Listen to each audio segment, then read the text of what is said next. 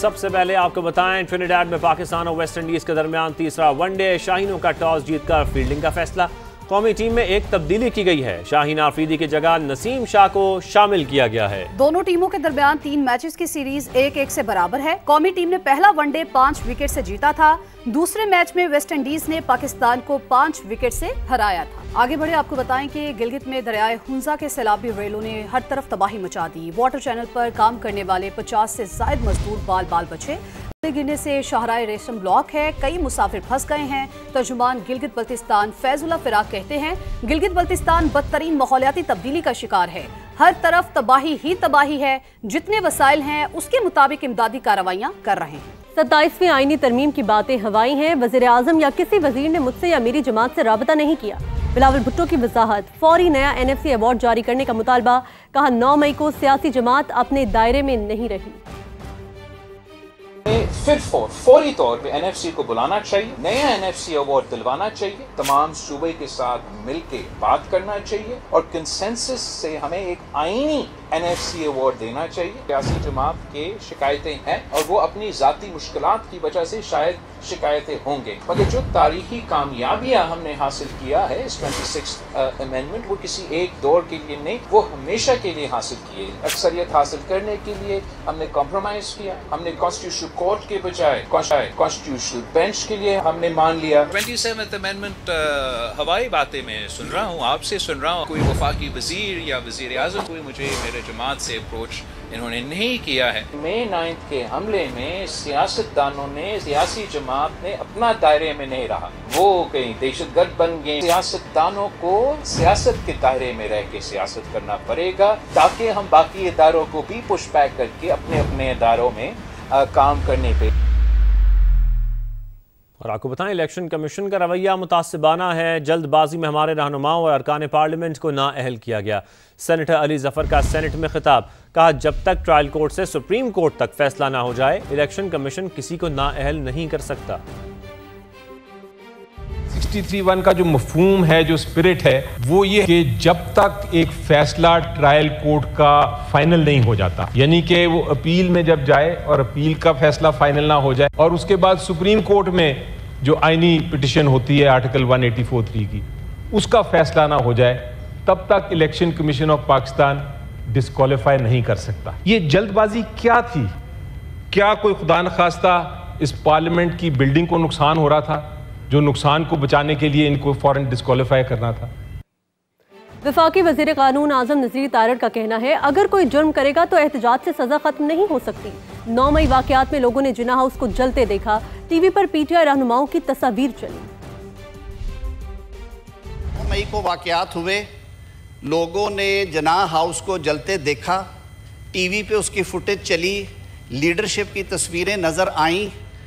मियाँ वाली में एयरबेस पे हमला हुआ, मर्दान में शोहदा के मुजस्मों को पटखा गया, तोड़ा गया, रेडियो पाकिस्तान पेशावर की बिल्डिंग को नजर आतिश किया गया, सब ने हमने टीवी पे देखा। अगर कोई जुर्म करेगा सर, उसका एक लीगल कोर्स है, वो होना है। उसी लीगल कोर्स के अंदर आपको रेमेडीज़ हैं। जमशेद दस्ती को डिस्क्वालीफाई किया एक प्रोसेस के बाद इलेक्शन कमीशन ने, लाहौर हाई कोर्ट से रजू किया, उनके मामले में जो मैक्सिमम रिलीफ था, जो कि इंटरम रिलीफ जिसे कहते हैं, वो मिल गया उन्हें। This is how the judicial system work. ये बैठ के हल होंगी सर, ये हवा में कागज़ लहराने से नहीं होगी। आज कमाल बुर्दबारी के साथ हम ये मामला चला रहे हैं। मैं बल्कि जो हमारे 2 नए अरकान आए हैं आज सेनेट में, जनाब सवाती साहब और मोहतरमा यूसुफजई साहिबा, उनको मैं खुशामदीद कहता हूँ। लाहौर की इंसदादी दहशतगर्दी अदालत का 9 मई के 2 केसेस में शाह महमूद कुरैशी को रिहा करने का हुक्म। सुप्रिंटेंडेंट जेल को मुलजिम की रिहाई का मुरासला जारी। लिखा, अगर PTI रहनुमा किसी और मुकदमे में मतलूब नहीं तो रिहा किया जाए। ATC का यास्मीन राशिद, उमर सरफराज चीमा, मियां महमूद रशीद और एजाज चौधरी की जायदादें भी जब्त करने का हुक्म। अदालत ने चारों मुजरिमों को गुज़िश्ता रोज 10-10 साल कैद की सजा सुनाई थी। सजा याफ्ता मुजरिमों के जेल वारंट भी जारी कर दिए गए हैं। तहरीक इंसाफ का कौमी असम्बली में मुसलसल दूसरे रोज भी एहतजाज। बानी से मुलाकात न कराने पर इजलास का बायकॉट। स्पीकर अयाज सादिक ने अपोजिशन को मुज़ाकरात की दावत देते हुए कमेटी कायम कर दी। इस्लामाबाद से उस्मान खान की रिपोर्ट देखिए। कौमी असम्बली का इजलास शुरू होते ही अपोजिशन ने हंगामा खड़ा कर दिया। PTI के चीफ व्हिप आमिर डोगर ने कहा, बानी से मुलाकात न कराना हमारे इस्तेहकाक की खिलाफ वर्जी है। असद कैसर बोले, हमने पार्टी सरबराह से सियासी मुशावरत करना होती है। जेल मैनुअल पर अमल क्यों नहीं हो रहा? स्पीकर अयाज सादिक का मामले के हल के लिए कमेटी बनाने का ऐलान। हिज़्ब इख्तिलाफ को मुज़ाकरात की दावत भी दी। बैठें, बात करें गवर्नमेंट के साथ, मैं फैसिलिटेट करने को तैयार हूँ। हमने पहले भी फैसिलिटेट किया था, उस वक्त गवर्नमेंट की तरफ से ब्रेक नहीं हुई थी। जो ग्रैंड जिरगा मुझे नहीं समझ आती, ये ग्रैंड जिरगा है मेरा और सेनेट ग्रैंड जिरगा है हमारा, यहाँ पे बात करें। मुज़ाकरात की पेशकश के बावजूद अपोजिशन अरकान का इजलास से वॉकआउट। असद कैसर ने कहा, बानी से मुताल्लिक मुतालबात की मंजूरी तक ऐवान में नहीं बैठेंगे। मुतालबा करता हूँ हुकूमत से कि इमरान खान को जो डॉक्टर है उस तक एक्सेस दें, जो उसके फैमिली की मुलाकातें करवाएं। नहीं होगा तो फिर कल हमारा फिर से जो है ना बाइकाट होगा। बाहर जो है ना हम अवामी असेंबली लगाएंगे। कौमी असम्बली में मिलिट्री कोर्ट्स के फैसलों को हाई कोर्ट में चैलेंज करने के अख्तियार पर भी बहस हुई। असद कैसर ने कहा, इस हवाले से बिल जमा कराया था जो एजेंडे में शामिल नहीं। स्पीकर ने बिल आइंदा हफ्ते पेश करने की हिदायत कर दी। दूसरी तरफ शाहिद खटक ने कबायली इलाकों में मुमकिन ऑपरेशन की सख्त मुखालफत की। स्पीकर ने वजीर मुमलिकत बराए दाखिला तलाल चौधरी को ऐवान में तलब करके हिदायत की कि अरकान के तहफ़्फ़ुज़ात दूर करने के साथ हक़ाइक़ भी बताएं। दीगर खबरें शामिल करें और आपको बताएं, कराची के इलाके लियारी में डॉक्टर को कत्ल करने वाले मुलजिमान की CCTV फुटेज सामने आ गई। मोटरसाइकिल सवार एक मुलजिम सियाह शलवार कमीज में मलबूस था, हेलमेट भी लगा रखा था। फुटेज में देखा जा सकता है कि चंद कदम के फासले पर पुलिस मोबाइल भी मौजूद थी। एहलकारों की मौजूदगी के बावजूद कातिल बासानी फरार हुए। डॉक्टर शंभूलाल को लेन देन के तनाज़े पर कत्ल किया गया था। फील्ड मार्शल सैयद आसिम मुनीर का दोबारा दौरा अमेरिका भारत के लिए बड़ा धचका। हालिया कशीदगी के बाद वाशिंगटन का पाकिस्तान की तरफ झुकाव बढ़ रहा है। बरतानवी अखबार फाइनेंशियल टाइम्स ने नाकामियों से 2-4 मोदी सरकार को मजीद शर्मिंदा कर दिया। रिपोर्ट के मुताबिक फील्ड मार्शल की अमेरिका में आला सतह मुलाकातों को भरपूर पजीराई मिली। गैर मामूली सिफारती हिकमत अमली से सदर ट्रंप का एतमाद जीत कर सियासी मंजरनामे को हिला दिया। दो तरफा रवाबित में गैर मामूली बेहतरी से दुनिया दंग रह गई। फील्ड मार्शल आसिम मुनीर की दुनिया मोतरफ अमेरिका में आला सतह मुलाकातों को पजीराई। भारत को शदीद धचका लगा। बरतानवी अखबार की रिपोर्ट सामने आ गई। फाइनेंशियल टाइम्स के मुताबिक अमेरिका और पाकिस्तान के ताल्लुकात में गैर मामूली बेहतरी से सब परेशान हैं। फील्ड मार्शल आसिम मुनीर के दोबारा दौरा अमेरिका पर भी सब हैरान। फील्ड मार्शल की अमेरिका में सरगर्मियों ने ताल्लुकात को मजीद मजबूत बनाया। पाक भारत हालिया कशीदगी के बाद अमेरिका का पाकिस्तान की तरफ झुकाव बढ़ रहा है। मौजूदा सूरत हाल में भारत को शदीद धचका लगा। बरतानवी अखबार के मुताबिक पाकिस्तान ने गैर मामूली सिफारती हिकमत अमली से ट्रंप का एतमाद जीतकर सियासी मंजरनामे को हिला दिया। पाकिस्तान की सीनियर अस्करी क़यादत ने अमरीकी मफादात को राग़िब करने की मुनज़्ज़म हिकमत अमली अपनाई। फील्ड मार्शल आसिम मुनीर ने अमरीकी जनरल माइकल कोरिला की रिटायरमेंट की तकरीब में शिरकत की, जो इस बात का सबूत है कि दोनों मुल्कों के ताल्लुकात नई बुलंदियों को छू रहे हैं। पाकिस्तान का अमेरिका की जानिब से बलोच लिबरेशन आर्मी और मजीद ब्रिगेड को गैर मुल्की दहशतगर्द तंजीम करार देने के फैसले का खैर मकदम। तर्जुमान दफ्तर खारजा का कहना है कि पाकिस्तान ने 18 जुलाई 2024 से मजीद ब्रिगेड को दहशतगर्द तंजीमों की फहरिस्त में शामिल कर रखा है। ये ग्रोह जाफर एक्सप्रेस और खुजदार बस हमले समेत मुतअद्दिद दहशतगर्द कार्रवाइयों में मुलव्वस है, जिनमें कीमती जानें ज़ाया हुई। तर्जुमान ने कहा, पाकिस्तान ने बेशुमार कुर्बानियों के जरिए न सिर्फ अपने मुल्क बल्कि खित्ते और दुनिया के तहफ़्फ़ुज़ को मुमकिन बनाया। हम अपने शहरियों के तहफ़्फ़ुज़ और दहशतगर्दी के खात्मे के लिए पुरअज़्म हैं। इस मुश्तरका चैलेंज से निपटने के लिए आलमी बिरादरी के साथ ताउन जारी रखेंगे। फील्ड मार्शल सैयद आसिम मुनीर के दौरे अमेरिका में पाकिस्तान के मौक़िफ़ की भरपूर पजीराई। भारत की पाकिस्तान में रियासती दहशतगर्दी की तौसीक हो गई।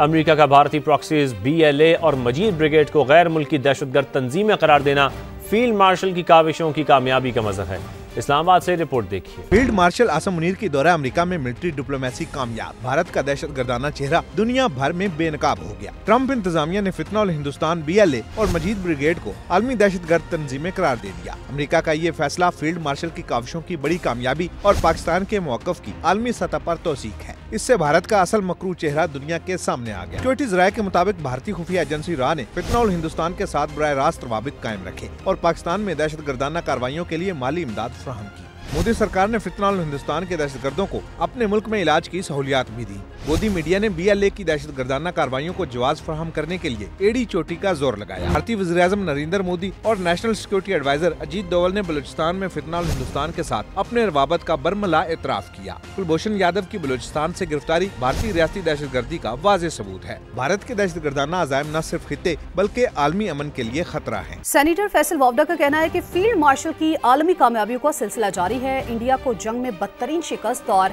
टैरिफ में आलमी शर्मिंदगी के बाद फील्ड मार्शल का एक और बैनुल अक़वामी मार्का, जिसमें इंडिया के स्पॉन्सर्ड BLA और मजीद ब्रिगेड को अमेरिका की जानिब से आलमी दहशतगर्द करार दे दिया गया, जिसका मतलब एक तरीके से इंडिया ही दहशतगर्द है। एक्स पर पैगाम में लिखा, फील्ड मार्शल ने अपनी काबिलियत को बैनुल अक़वामी तौर पर साबित कर दिया।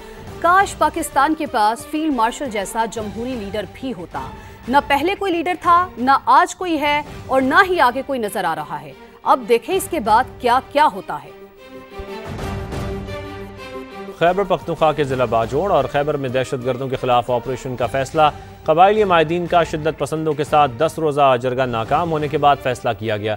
सरकारी अदाद-ओ-शुमार के मुताबिक बाजोड़ की तहसील मामून के 2 इलाकों में तकरीबन 300 दहशतगर्द मौजूद हैं।